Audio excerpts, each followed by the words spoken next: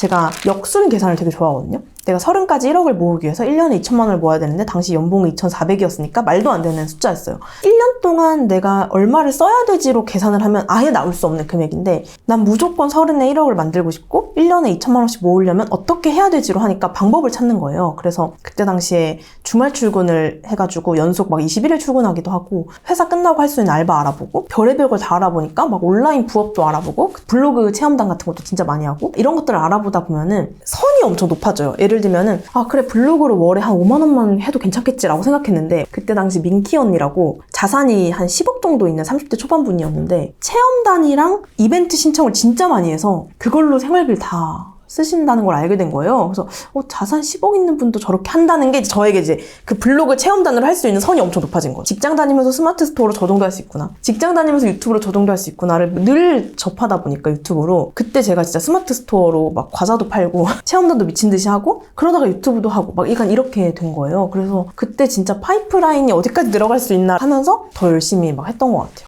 제가 알기로 저축률 88%까지 맞아요. 그렇게 살다 보면은 가속도가 붙어서 모을 수 있다고 생각한 돈보다 훨씬 많이 모으는 것 같아요. 근데 이건 아마 월부 구독자분들 진짜 다 공감하시는 얘기일 것 같아요.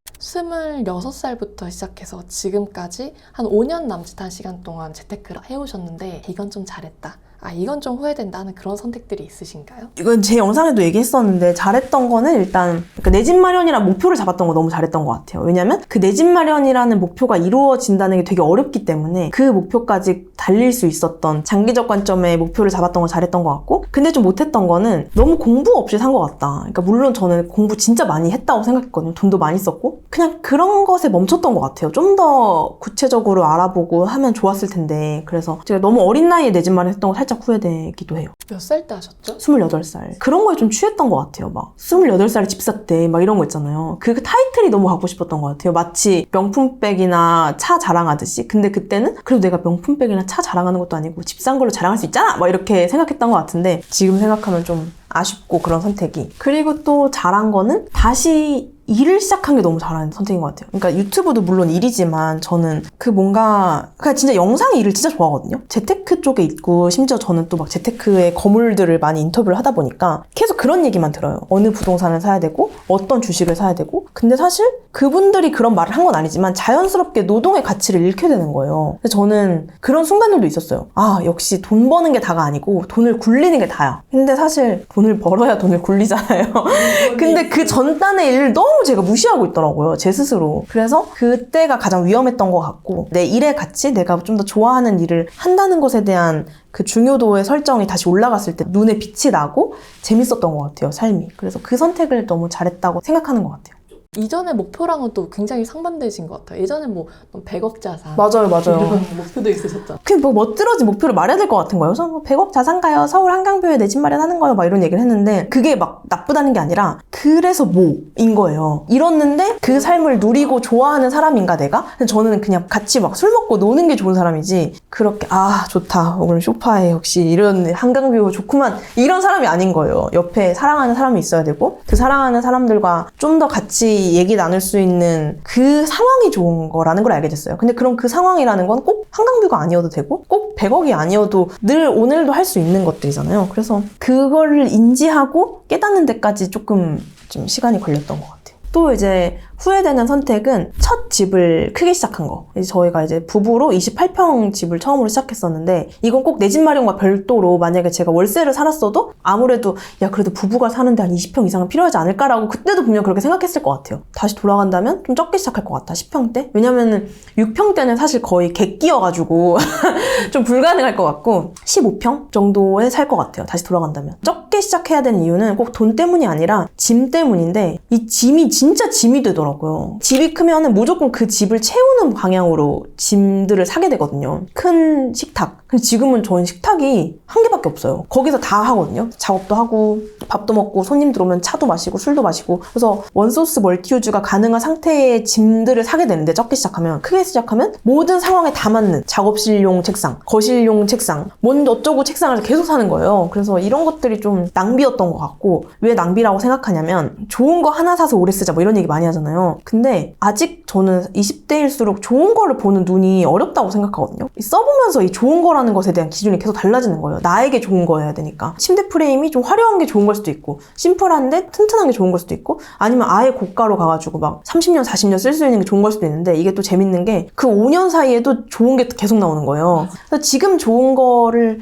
볼 눈이 없는데 또 이 결혼이라는 이유로, 신혼집이라는 이유로 되게 또 좋은 걸 선택한단 말이에요. 그래서 그런 게 소비되는 비용이었다는 게 좀 아쉬워서 작게 별거 아닌 물건들로 시작할 것 같아요, 돌아간다면. 그럼에도 잘한 게 뭐냐라고 한다면, 아 근데 우리 이번 생은 망했어 라고 생각할 수도 있는데, 어쨌든 과감하게 다시 줄이기를 선택한 거, 6평이라는 삶을 다시 선택했던 거, 같이 그렇게 한다는 게 되게 쉬운 일은 아닌데, 처음부터 6평 가자 이랬던 건 아니고 80개의 집을 보면서 이렇게 저렇게 저렇게 다 해봤는데 애매한 위치에서 10평대 살 거면 극단적으로 좋은 곳에 작게 살자, 약간 이렇게 선택했던 것도 좋았던 것 같아요. 예를 들면 이런 데도 있었거든요. 서울에 좀 이렇게 벗어난 곳인데 숲뷰인 거예요. 근데 저희는 늘 숲뷰에 살았단 말이에요. 이렇게 할 바엔 용인 사는 게 낫지 않아? 뭐 이런 선택들도 막 하면서, 우리에게 진짜 중요한 게 무엇이냐? 시간 줄이려면 극단적으로 줄이자, 이런 선택들을 할 수 있게끔 좀 다양한 집을 본 것도 도움이 됐고, 결국 그 선택을 한 것도 돌이켜보면 너무 잘한 선택이었다. 쉽지 않은 선택이었으니까.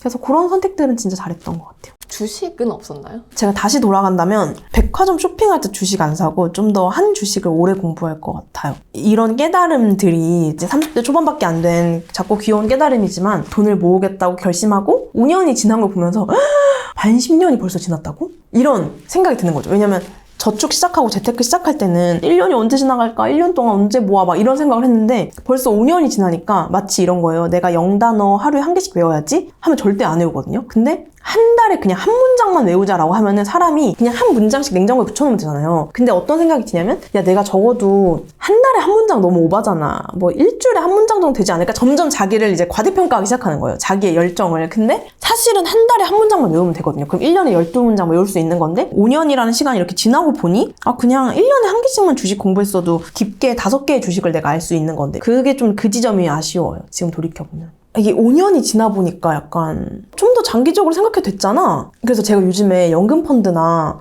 이런 연금 쪽 관련에 진짜 관심이 좀 많거든요. 저 완전 초반 때는 아예 없었고, 약간 장기적 관점의 재테크 투자들을 제가 별로 안 좋아했어요. 왜냐면 지금 하루 할지가 바빠 죽겠고 언제 어떻게 변화될지 모르는데, 근데 시간이 좀씩 지나 보니까 이게 금방 오겠잖아, 뭐 이런 생각이 드는 거예요. 5년간 지내보면서 너무 1, 2년 안에 결정나는 일들에 대해서만 제가 진지했고, 5년, 10년에 대해서는 약간 덜 진지했더라고요. 그런 걸 이젠 조금 생각하게 되는 것 같아요. 그때는 주식 넣고도 10년까지 안 팔 수 있어 라고 하면 아니 무조건 팔 것 같은데 라고 했는데, 지금은 그렇게 할 수 있을 것 같다는 생각도 들고, 60대 이후에 제 삶에 대해서 뭐 이렇게 열심히 살면 그때쯤 알아서 잘 살아 있겠지라는 약간은 꽃밭 같은 마인드였는데, 지금부터도 60대는 잘 준비하고 싶다, 약간 이런 생각이 들더라고요. 그래서 진짜 연금 쪽에 비율을 조금씩 옮기고 있거든요.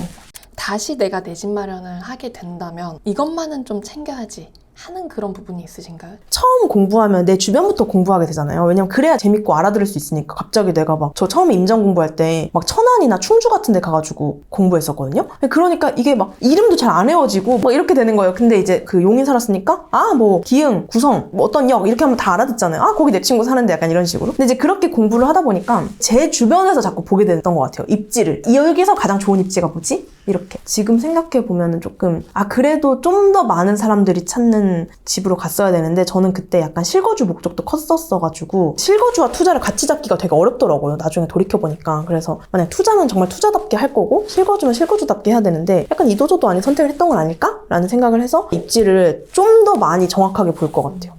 짱구님은 앞으로도 계속 일로 이제 근로소득 만들고 하는 그런 일은 계속 하실 예정이신 거예요? 세상에 계속 쓸모 있는 사람이 되고 싶은 게 가장 큰 것 같아요. 근데 그 쓸모는 결국 여러 형태로 나타나는 것 같은데, 누군가 나를 계속 찾는 걸 수도 있고, 내 몸값을 이만큼 올리고 싶어 라는 것은 되게 따라오는 영역인 것 같거든요. 제 영역에서 영상을 잘 만들고 이 팀이 진짜 잘해 라는 말을 들으면 사실 진짜 돈은 따라오는 영역인 것 같아요. 이 영역에서 내가 돈을 잘 벌고 싶다라는 느낌보다는 그 영역에서 진짜 생각나는 사람이 되고 싶다라는 게 좀 큰 것 같고, 그러기 위해서 계속 공부하고 찾아보고 사람들 만나고 하는 것 같아요. 향후 5년 안에는 재테크에 쏟는 시간을 옛날보다 좀 빼는 것 같기는 해요. 근데 그렇다고 해서 뒤돌고 이건 절대 아니거든요. 왜냐면 이건 정말 투자는 인생의 필수라고 생각해가지고. 근데 제가 부동산을 해보니까 부동산은 진짜 공부가 많이 필요한 영역인 것 같아요. 누가 봐도 좋은 집을 빼고는 이 돈을 쓰는데 되게 많은 시간과 마음 써야 된다는 걸 알게 돼가지고 그 시간보다는 일단 지금은 내 몸값이나 내 이런 것들을 높이는 데 쓰고 싶다라는 생각이 강한 것 같고, 그 이후에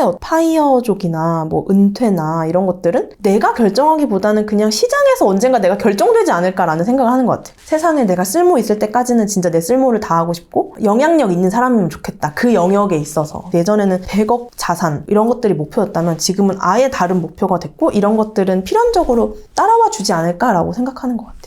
1억이 넘었을 때부터는 이전과 달리 알아야 할 거, 모르면 손해보는 행동, 뭐 이런 것도 있나요? 1억 넘으면 일단 대체적으로 다들 되게 현타 온다는 찐짜리들이 진짜 많았어요. 그래서 일단 그때는 좀 마인드셋이 잘 필요한 것 같고, 1억 모았을 때 나만의 어떤 셀레브레이션을 좀 하면 좋다. 나를 리프레시하는 파티나 그리고 막 이런 것도 좋은 것 같아요. 저는 다시 돌아간다면 1억에 다 모았을 때 열어볼 편지 같은 것도 써놓을 것 같아요. 제가 아까 말했던 높은 진동에서의 나를 많이 기록해놔야 낮은 진동의 나를 올릴 수 있거든요. 그래서 의외로 1억을 모으면 되게 낮아져요. 번아웃도 오고. 그래서 그때 나를 위한 어떤 파티 계획, 뭐 편지 이런 것도 좀 써놓으면 좋을 것 같고, 지금 모으고 계신 분들은 꼭 그걸 해보는 걸 추천을 드리고, 그리고 절대 좀 조심해야 될 거는 1억 모았을 때 의외로 그래서 이거 빨리 어떻게 불리지라는 생각이 되게 조급해져요. 그래서 저는 그때 집을 샀던 거거든요. 그런 행동 안 했으면 좋겠다.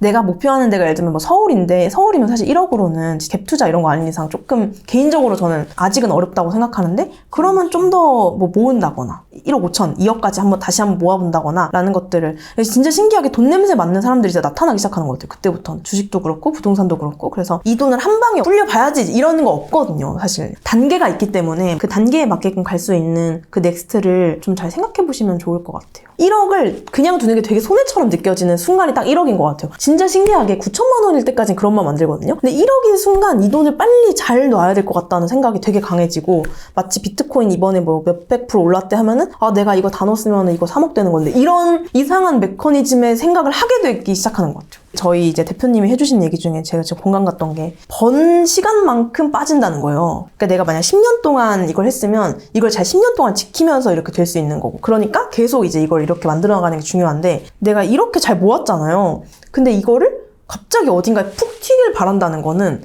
푹 내려가겠다는 다짐 같거든요. 그래서 이걸 어떻게 다시 또 조금씩 잘 만들 수 있을까를 건강하게 고민하는 게 1억 모으고 나서부터 좀 중요한 것 같아요. 진짜 힘들었을 때는 돈이 없었을 때보다 뭐 1억을 모은 이후에 이런 걸 좀 몰랐을 때였다. 돈 모으는 게 되게 별게 아닌 것처럼 갑자기 느껴지거든요. 그 불리는 영역에 다가가는 순간. 근데 사실 그게 진짜 대단한 거란 말이에요. 돈을 모은다는 게. 그 내가 했던 행동들이 절대 별게 아닌 게 아니라는 걸 그때는 더 깨달아야 되는 것 같아요. 저는 갑자기 1억을 모으니까 그전에 했던 내 행동들은 아무것도 아니고, 이거 불리는 세계가 있는데 내가 이걸 몰랐던 나는 바보 막 이렇게 하는 순간이 오는데, 1억을 모으기까지의 전 단계의 나를 존중해주지 않으면 후도 없더라고요. 근데 저는 그때 되게 이때 나를 빨리 무시하고 불려야 돼, 빨리 투자해서 잘해야 돼, 이거에 너무 약간 미쳐있던 시절이 있었어가지고, 오히려 지금은 이때의 나를 존중해주면서 다시 그때처럼 하고 있거든요. 그래서 이 후의 나를 좀 잘 지키려면 이 전의 나도 잘 알아야 된다라는 생각이 들어요. 저는 그런 것 같아요. 이때 아니면 언제 넘어지나. 저는 스키를 여전히 못하는데, 정확히 말하면 보드를 못 타요. 왜냐면 넘어지는 게 너무 무서워가지고. 그래서 결국에 보드 딱 끌고 그물망 잡으면서 내려왔던 기억이 있거든요. 그러고 안 탔어요. 그러니까 저는 여전히 보드 못하는 사람이 돼 있긴 하더라고요. 그때 그냥 미친 듯이 더 넘어졌으면은 그 몇 년 뒤에 나는 겨울에 그래도 취미 하나 가진 사람이 됐을 텐데, 그때 넘어지는 게 너무 무서워서 아예 포기해버린 거예요. 근데 그때 제가 잘못했던 거는, 그 초보 코스가 있었는데 제 친구가 중급애여가지고 중급 코스부터 했던 게 문제였어요. 그 어린애들이 있는 초급 코스 가는 게 너무 민망해가지고 그 중급을 그냥 진짜 다 이렇게 하고 내려온 거였거든요. 돌이켜보면은 그 초급 코스 가는 게 무서워서 5년째 보드 못하는 애가 된 게, 저는 마치 이런 것 같아요. 1년 뒤, 2년 뒤에도 똑같은 고민을 또 하고 있을 거란 말이에요. 거기서 계속 못 넘어지면은. 그래서 적어도 내가 자기 객관화로 내가 지금 초보인지 중급인지 고급인지를 좀 보고, 대부분 초급일 거니까 저도 그랬고, 초급 때 많이 넘어져야만 중급에 갈 수 있고, 정확히는 고민을 1년 뒤, 2년 뒤 안 할 수 있다. 그러니까 저는 제일 아쉬운 게 1년 뒤, 2년 뒤에 똑같은 고민을 하는 게 제 스스로 제일 아쉬운 것 같아요. 그래서 이동욱 CTO님께서 성장의 기준이 뭐냐라고 했을 때, 6개월 전에 했던 고민을 똑같이 하고 있으면 그건 성장한 게 게 아니다. 6개월 전에 했던 고민을 지금은 안 하고 있고 지금은 다른 고민을 하고 있는 게 성장의 지표다라고 얘기해 준 적이 있는데 진짜 공감 많이 했던 것 같아요. 그래서 내가 어떻게 2천만 원을 모을 수 있을까를 1년 전에도 고민했는데 지금 또 고민하고 있다? 이거는 안 된다.